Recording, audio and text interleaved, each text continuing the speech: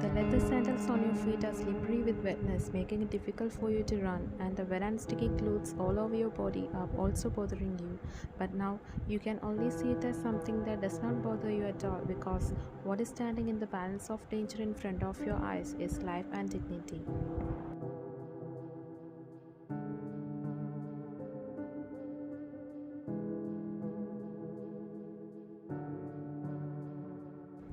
You have never experienced happiness and peace from anywhere in your life, and now a disaster like this has torn you apart, and some men are running after you like hounds. You hoped that running away from home would save you from everything, but little did you know that more poisonous cannibals were roaming around.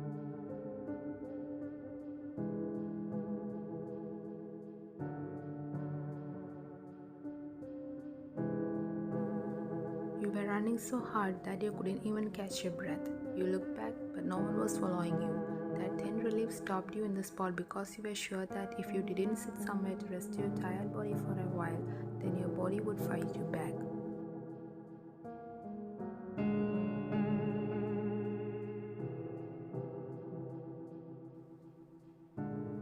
You sheltered yourself under the cover of a few stinging waste cans.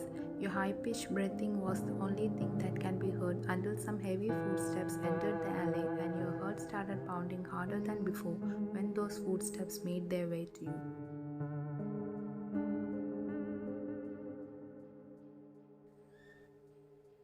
I'm sure I saw her run into this alley. We will not get such a beautiful night meal like her and never let her go and find her as soon as possible.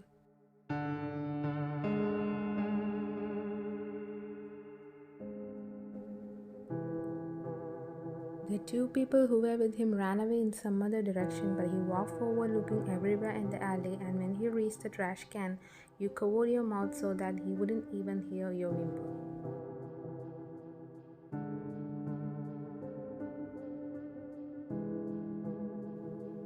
But for your luck, he passed by you without seeing you. It wasn't until he got to the end of the alley and ran off to another direction that you took your hand off the mouth. You decided to escape from there as soon as possible, fearing that those who had gone to the other side earlier would come back.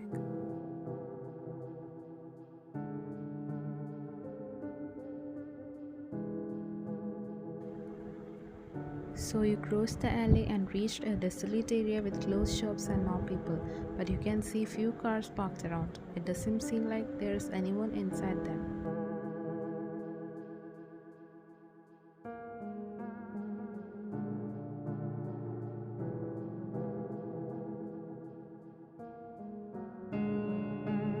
But you noticed a car with its headlight on and it gave you a sense of relief and you ran towards it thinking there might be someone in it. You walked up to the car and tapped your fingers multiple times on the door.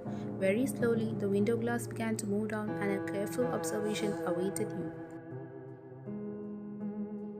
Your breath became normal and the feeling that you had escaped somewhere filled your body with relief. Sorry to trouble you, but I am in a helpless situation right now. Please have mercy on me and save me.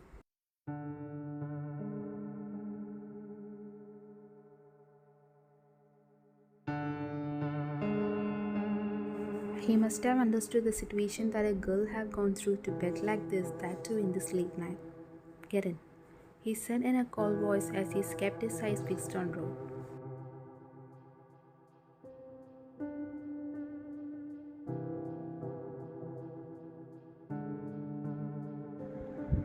Thank you so much, sir.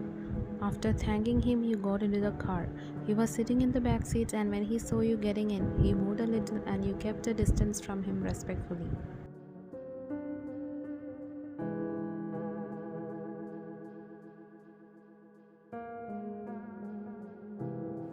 I'm sorry, your expensive seat became dirty because of me.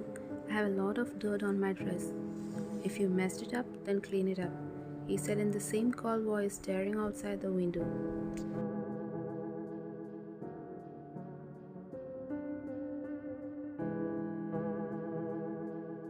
You didn't feel particularly bad about what he said because that's the etiquette actually. You have to clean it. He's right. You wanted to ask why the car is not taking forward and who will drive, but before you could, someone came and sat on the driver's seat. Yes, might be his driver, of course. Where should I drop you off? You don't have an answer to his question because you didn't thought about it now. Didn't you hear me? Where do you want to go? He asked again as he got no answer from you.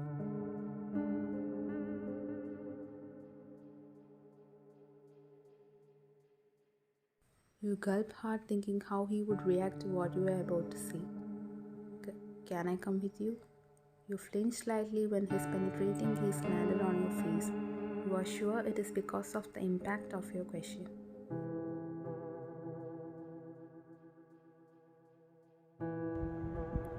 But the answer you got from him was beyond what you expected.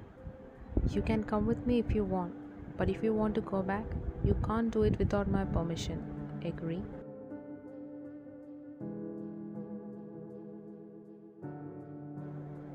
Although you understood what he was saying, you didn't get why.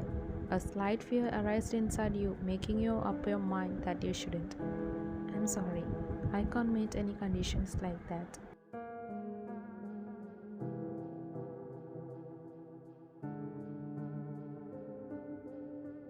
If so, you're wasting my time. You can get off. You opened the door and was about to get off, but you were suddenly startled by the appearance of a man through the side mirror standing in a distance.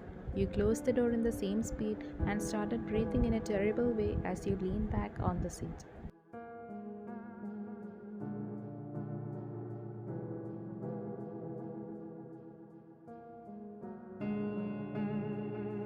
What's the need of all this prowess?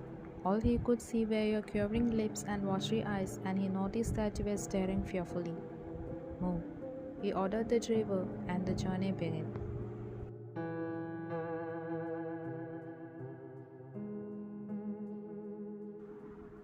After traveling for about half an hour, the car stopped in front of a huge building. The light car outside filled your eyes with a lot of charm. You had never seen a building so close in your life. Is this his house? You couldn't even believe that you came with such a rich man. Get out of the car and follow me. Just as he said, you quickly got off and followed him. On the way he was going, you could see some uniformed figures bowing their heads at him.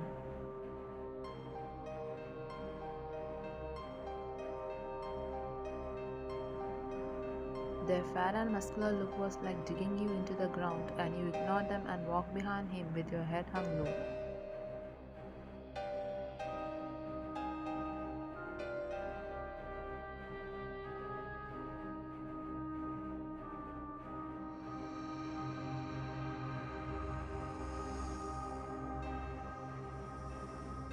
He stepped into a gorgeous hall, but you hesitantly stood by the door. When he felt lack of movement behind him, he turned his head to see you standing there clueless. You were not told to follow me halfway.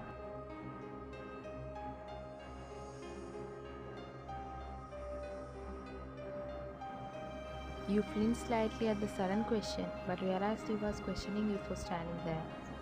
I'm sorry, I'm not disobeying your words, but I'm covered in dirt. Also, I have to clean up your car, so I'll stay somewhere outside. That's enough. It is not up to you to decide whether it is enough or not. Be it inside or outside this house, nothing will be done beyond my orders. You felt that he was trying to dominate you a little, but it wasn't right for you to stay here for so long and bother him because you just couldn't take it. But sir, first of all, stop calling me like students do. You are too naive to recognize one like me. You felt strange somewhere inside because when you saw him too, you felt that he was something, but you were too hesitant to ask who was he and what else. You felt a little embarrassed that you didn't recognize someone famous.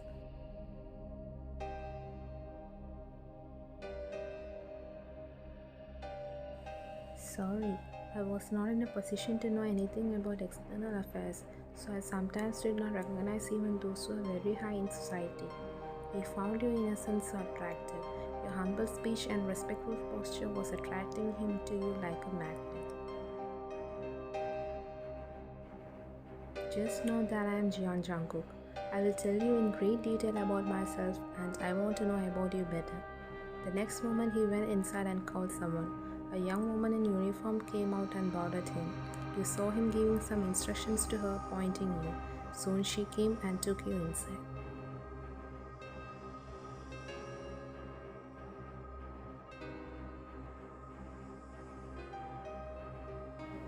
After about an hour, you searched for him, and after walking around the house, you went to a particular hall and saw him sitting on the couch with a laptop. You were afraid that he might be at some work and your presence will disturb him, but you slowly walked up to him because you had something to talk about. Mr. Jian? He called his name from behind, but you couldn't see the smile that spread across his lips when he heard it, and he placed the laptop away and stood facing you. Wanna introduce yourself?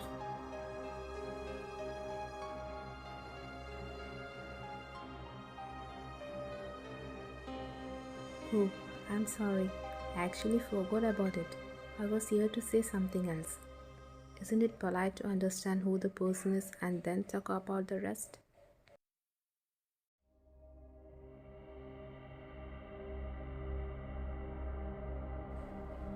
I will do the same for sure. You are the person who helped me in a crisis and I will forever be indebted to you. She is saying this in front of a person who gives fear, death, and danger to others for free. Knowing about me will surely hurt her. But why am I sad? Who is she to me? She is none of my own that I should value her so much. I am Ryan King. I am an orphan, but I have parents and not my own. It is more difficult than being an orphan to live as an orphan, even though there are people at home to ask and talk to. I lost my father at the age of 10. Thinking of the hardships of raising a girl alone, my mother married another man when I was 12.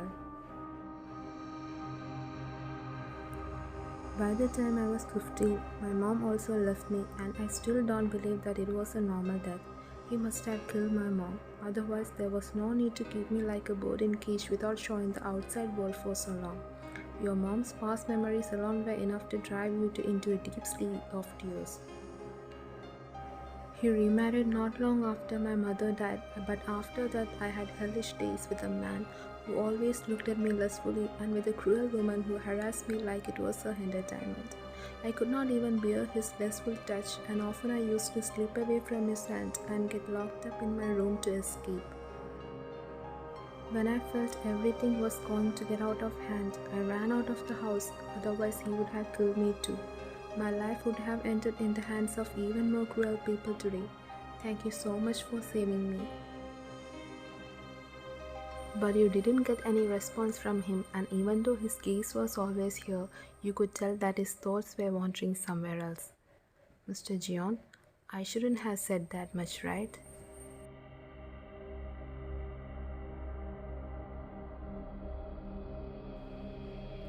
Putting his thoughts to rest for the moment, he decided to answer your question. I like telling things in detail, and it's imperative that I know the background of everyone I'm with.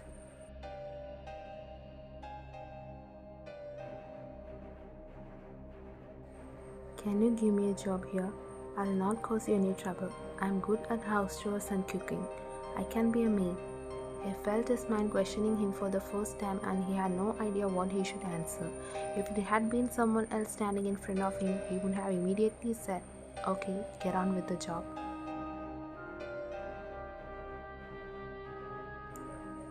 There are more than enough maids here. There is no suitable job for you. Let's go like this for a few days. Do you mind if I stay here for no good?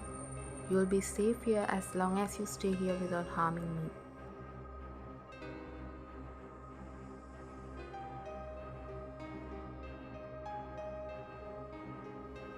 After saying that, he left you there alone and went somewhere without even taking the laptop along. Is he that naive to think that I will harm him? Leave it, and your innocent mind can't think of nothing more.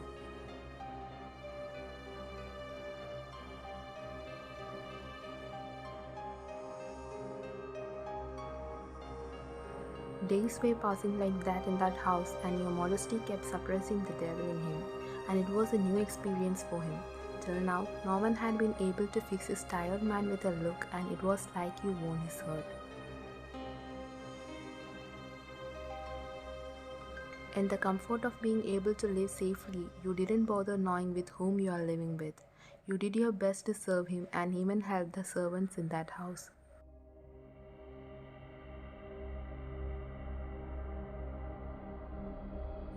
It is only after years that he realizes how happy he is because of an ordinary girl. Deep inside him, there is only one sadness that remains unfathomable despite his efforts to bury it, a person with whom he wants to share this, but cannot.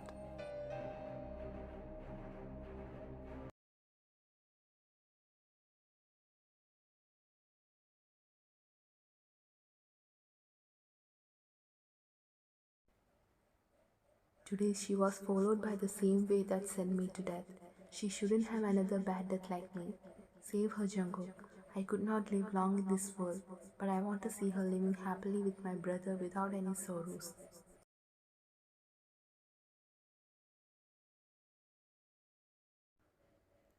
I know that the guilt of not being able to save me that damn day is always haunting you.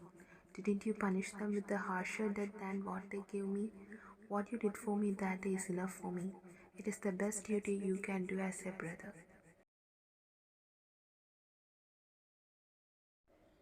You should treat her like a princess giving all happiness. Never leave her alone. She's an angel who has come to shed light in your life. Believe me, brother. I'm going now.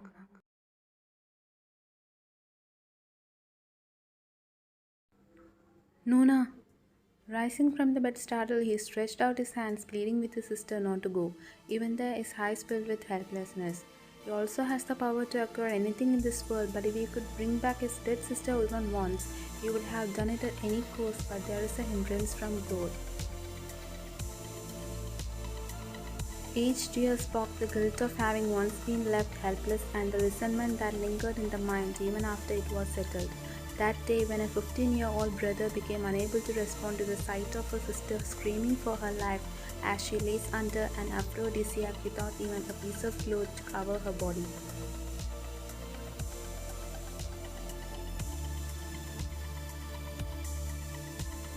He became a great sinner who had to stand by his stepfather and stepmother in order to conclude that his sister's death was a suicide because of their threatening.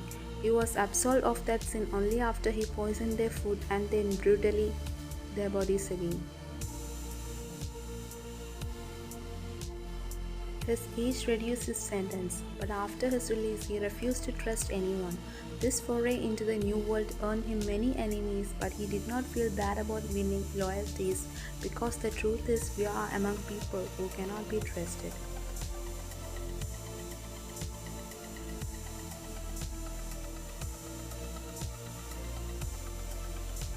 Don't leave me at least in my dreams, Luna. The only place I get weak is in your thoughts. The dangerous mafia boss sheds tears under the cover of darkness for my untimely dead sister. The world will be reluctant to believe because in front of them I am hurtless. It is this same world that has made me hurtless, but I have enough hurt to see the hurts of those who are hurt. She will never have the same misfortune as you, Luna. If I can see your smile on her face, she will definitely be the heir to my heart.